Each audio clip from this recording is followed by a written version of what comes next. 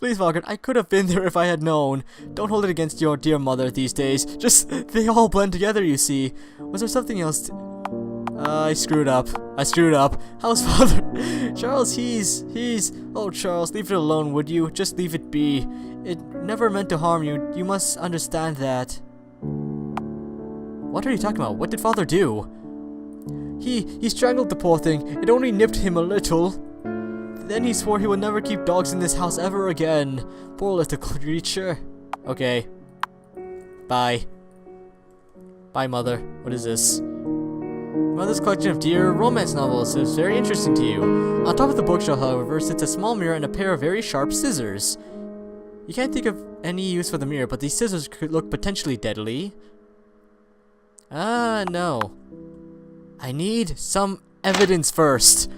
I'm planning to frame father, but how? How can I frame father? How? Oh, who is this? Your old bedroom seems to have been claimed by your brother Michael and his wife for their visit. There she is now, fawning over her infant on his son in his pram. Hello! Margaret, is that you? Good evening, Nell. Oh, Nelly. It's been so long since I last saw you that I barely recognized your face. It's such a lovely morning dress, you poor thing. Thank you for your concern. I pray that you never experience such loss. Oh dear, I'm sorry, Margaret. I truly... Did I say something bad again? This all seems to have taken its toll on you, but don't worry, things will get better. Just as one life ends, another begins. And here's your little nephew, Malcolm. A beautiful boy, isn't he? Yes, he is. Being a mother has made me realize a lot of things. Mostly that what is truly important are the people closest to you. I pray only one thing for little Malcolm, Margaret, that he grows up to understand the importance of family. Family is the most important thing. Yes. Good. I'm so glad you agree. Something else on your mind? Yes, what about father? I'm trying to frame him. Have anything? Not at all. He rarely says much to me when I'm around. He just gives me these withering looks. Okay, that sounds like it. Okay, bye. I screwed up. Your brother and I have not gone around unpacking their belongings yet. Okay, what is this? Your sister-in-law, Nellie, is too busy cooing at her infant son to notice you are admiring her hat. Specifically, a pair of decorated 12-inch hat pins that have caught your attention. In one of your murder stories, a young woman stabbed her lover to death with a hat pin when she discovered that he had a wife. You've always wondered if it was really possible. I don't know. I don't have anything to frame my father with. I need to figure this out before I can grab a murder weapon. Who's in this room? Thomas's bedroom doesn't seem to have... Okay, so this is his room.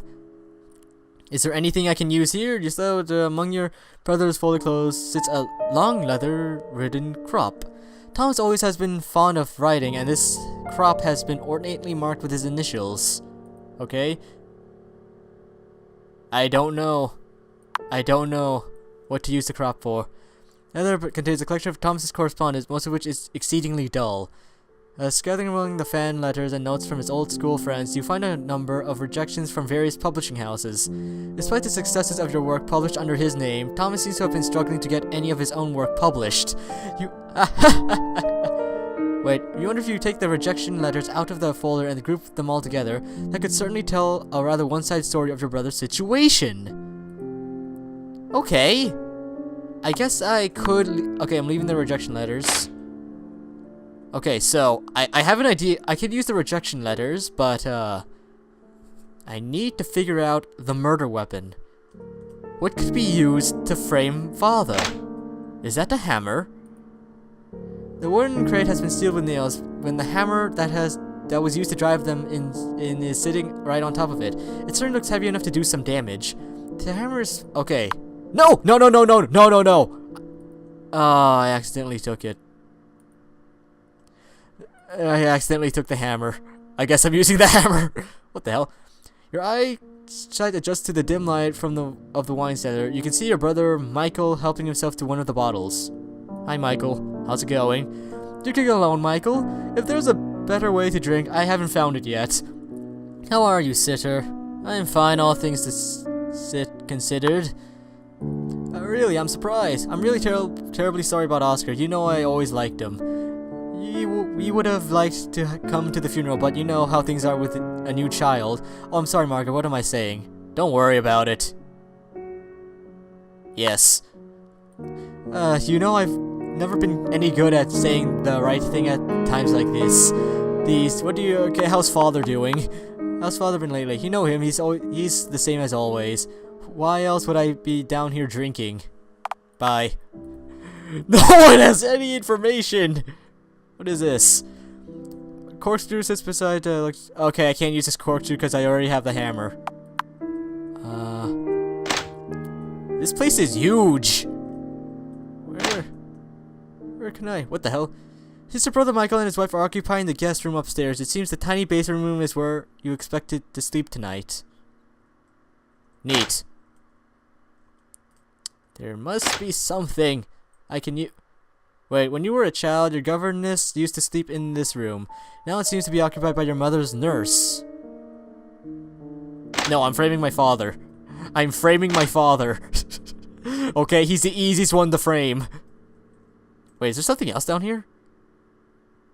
Nope. Okay, bye.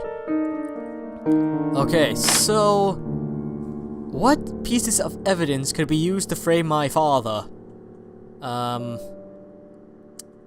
I guess I could use like the letters. My brother's letters or something. I could use that. But how? Okay, so I'm probably gonna screw up immediately.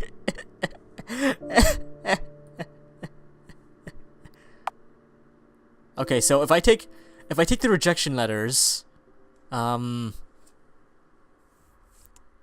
I need to think about this because I'm trying to do this in one shot. Okay, I'm trying to do this in one shot. What is this? There's nothing in the small. Okay, I'm trying to do this. Okay, so what do I know? Okay, so with father, apparently he didn't get around to opening it yet. Cautious curiosity gets the better of you, and you carefully open the envelope without ripping it. Inside there's a letter penned in elegant cursive handwriting. My dear Thomas, last night I finished reading The Crimson Garland for the 193rd time. Who keeps count? Your perfect prose still fills me with such desire as I have never known. You have such a talent for writing a good murder. I often find myself fantasizing about such things. What weapon would I use? How would I assure the authorities of my innocence? Although we have never met, I can sense that we are kindred spirits. Perhaps we shall be together someday soon. Sincerely, an admirer. No. No. That doesn't prove shit. Wait, is that a gun? Is that a gun? Is this a gun, father? One of your father's most treasured possessions, a dueling pistol owned by one of your illustrious ancestors. Years ago, you learned that your father likes to keep the pistol loaded in case of burglars, after your brothers were severely scolded by playing with it. Okay, no. Ah, shit. The only thing I can think of using is, like, his, letters, cause, you know, the rejection letters. Wait. I have an idea. I might have an idea. So, if I take this letter... Okay. Yeah. Wait, I'm your brother and not a bank. No. No. No, that doesn't work. That doesn't work as well as I thought it would. Okay, so I guess I'm using the rejection letters. Where to place them? I don't know. I don't know where to place them. Oh, I'm gonna botch this up so hard. Okay, taking this.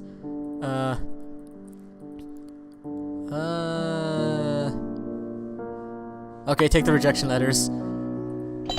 Okay, let's see how this goes. Those chimes must mean that Lady Lenora is preparing to give her reading. This should be interesting.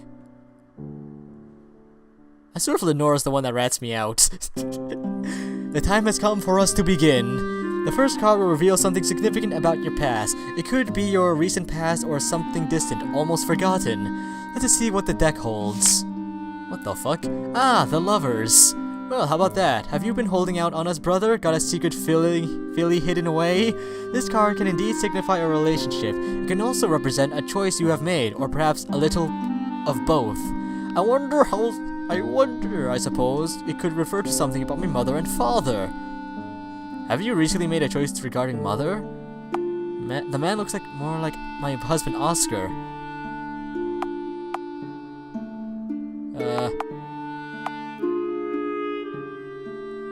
I'm just gonna... mother. Yes, two of those people do look like mother and father. Is there a choice you've made about our mother, Thomas? Well, not much of a choice, really. We all know she would be better off in an institution. Not all of us believe that, Thomas, and good luck convincing father to agree to it. You would say that, Michael, you little mother's boy. Let's continue with the reading. Your second card, which represents your present, is the Fool. Well, very appropriate. On the contrary, the Fool is often interpreted in a more positive light. It can signify a new beginning or imminent prosperity. However, it can also mean that you are failing to see some danger that is right in front of you.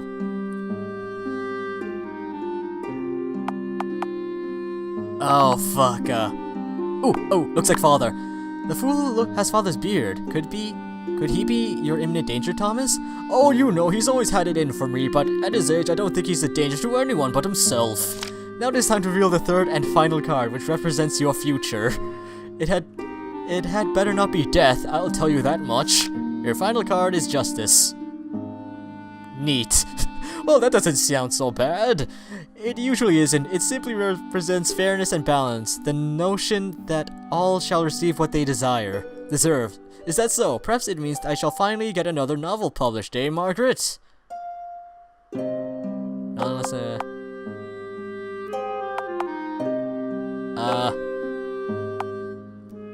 I need to draw. You know I don't believe in this, brother. You know I don't believe any of this nonsense, Thomas. Oh, hush, you're always spoiling the fun.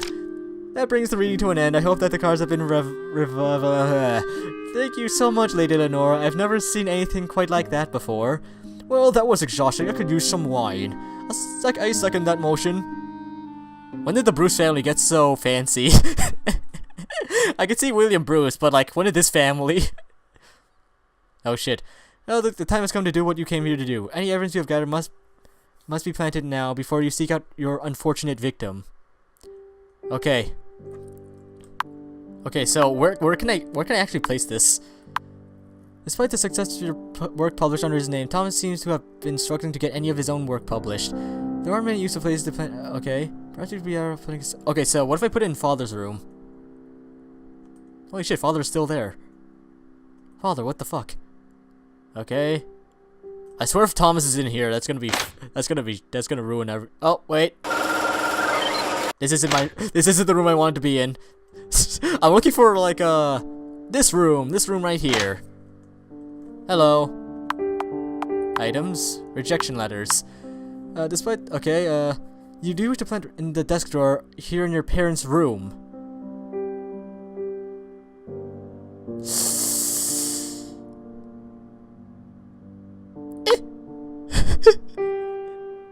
Fortunately, your mother doesn't seem to be lucid enough to notice you are placing letters inside the desk drawer and then closing it quietly. I swear this screws up somehow. Okay, where's Tom? Wait, Thomas should be in his room, right? Somewhere in his room is where he should be. Right? Is he in his room? No, he's not. Okay, I am assuming he's back in the library. Ooh-wee. I should. Oh, you know what? I think I should run upstairs to Mother. I think that would work. You are not Mother. Okay, I don't know where Thomas is. Where is Thomas? What, is he in the basement? Is he in here? Wait, Thomas seems to be struggling to open a particular stubborn bottle of wine. He has not heard your descent down the stairs.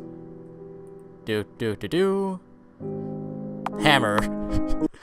You creep as a black widow spider ready to devour its prey. The heavy hammer held in one hand. Your brother is too busy struggling with the wine bottle to notice you. The first swing of the hammer is sure and true, striking him hard on the side of the head and causing him to drop to his knees with nothing but a low grunt of surprise. The second swing is the death blow, caving in his skull as he lifelessly falls to the floor. You drop the hammer beside his body as you prepare to get far away from here. How much time? How much time? 15 seconds, that's enough. That's enough time. I can go up to Mother's room. Mother's room. Booyah! Your mother is daydreaming, staring blankly at the opposite wall. She doesn't seem to be aware of your presence. Fuck, wait.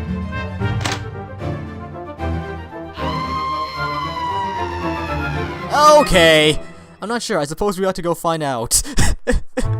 Okay! I did not expect Mother.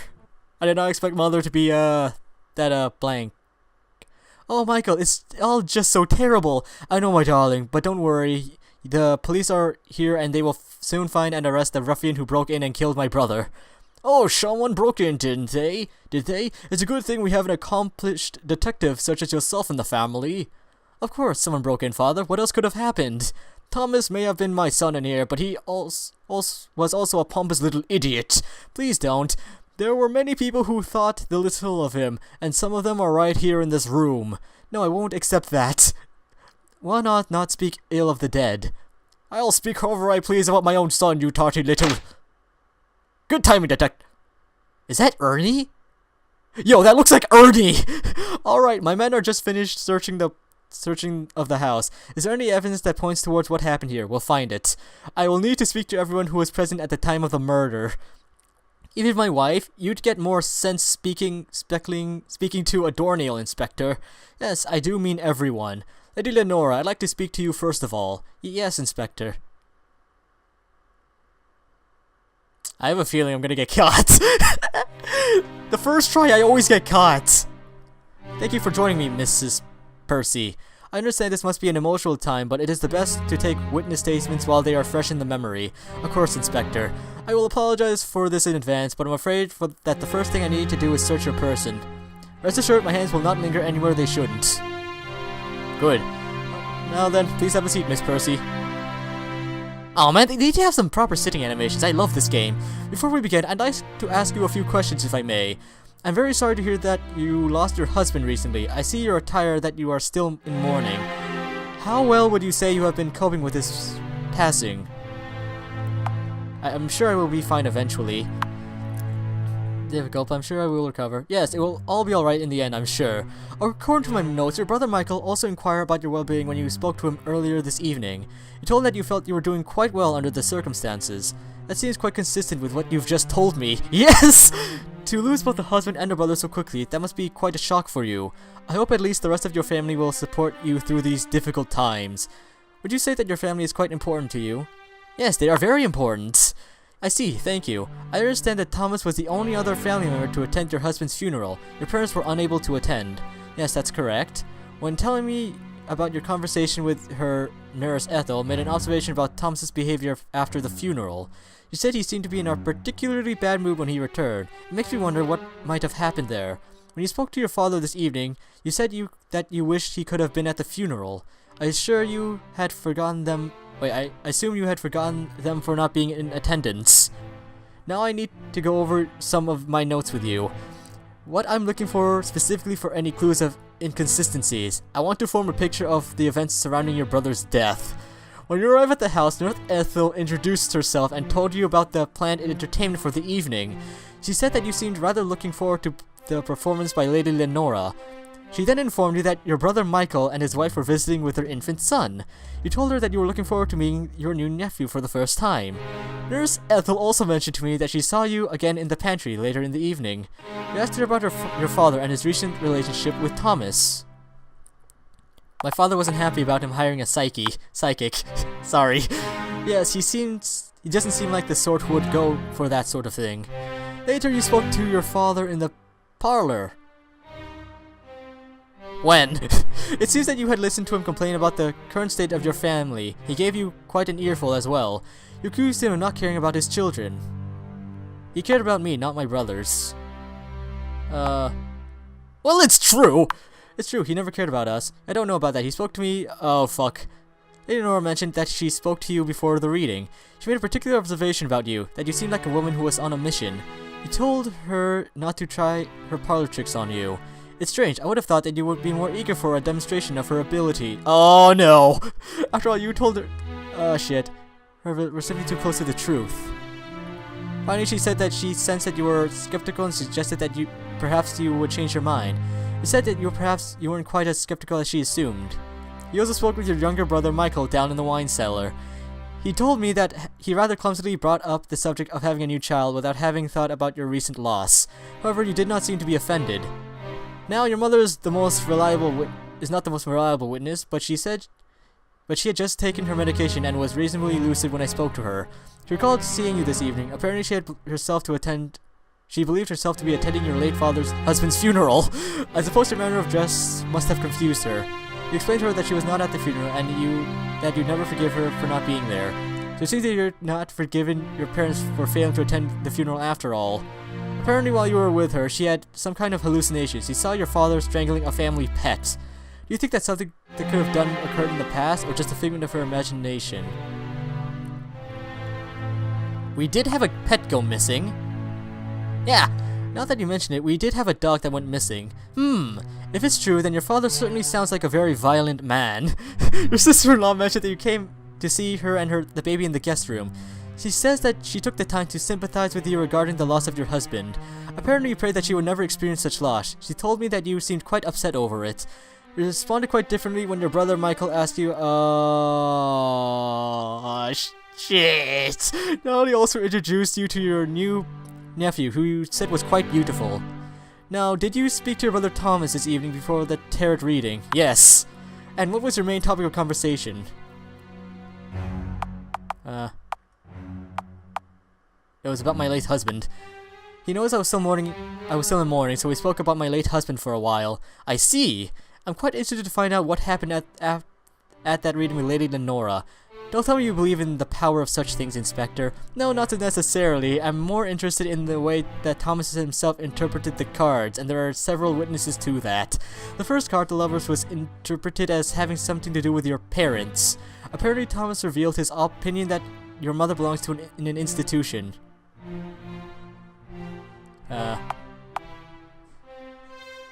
I think Michael disagreed with him.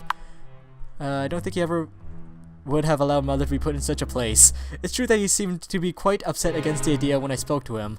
On the second card, Thomas seems to have seen his father. I've heard significantly differing accounts of his reaction, though.